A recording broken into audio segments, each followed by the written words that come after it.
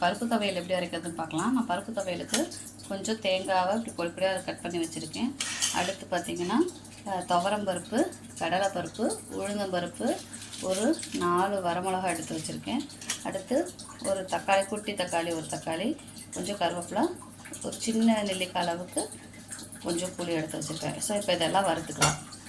வச்சு கடாய் வச்சுக்கலாம். ஸோ இது ஹீட் ஆகட்டும். எண்ணெய் ஊற்றிக்கலாம்.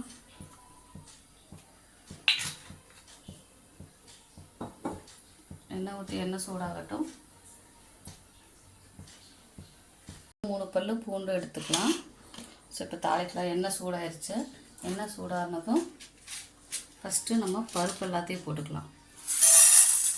பருப்பெல்லாம் போட்டு பருப்பு லேசாக வறுப்பட்டோடனே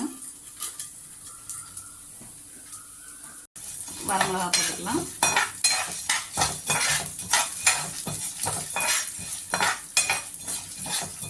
லேசாக கலர் மாதிரி வாசம் வரும். வாசம் வரப்போ 3 பூண்டு பல், வரமிளகா, புளி ஆட் பண்ணிக்கலாம்.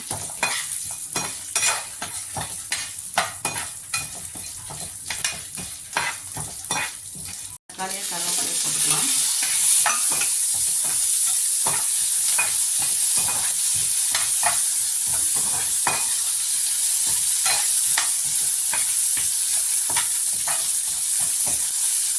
சிம்லேயே வச்சு வதக்கிக்கலாம்.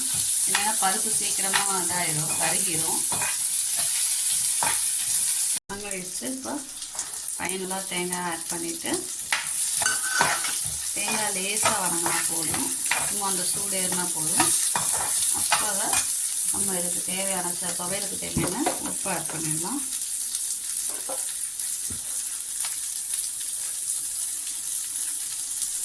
உப்பு ஆட் பண்ணி சும்மா 2 கரட்டை பரட்டிட்டு நம்ம இறக்கிடலாம்.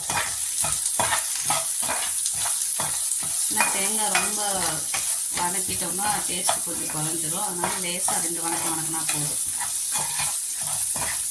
ஆஃப் பண்ணிவிட்டு இறக்கிக்கலாம். இதில் சூடு குறையட்டும். சூடு குறைஞ்சனையும் மிக்சியில் ஜாரில் போட்டு அரைச்சி எடுத்துக்கலாம். இப்போ இதை நாம் அரைச்சி எடுத்துக்கலாம்.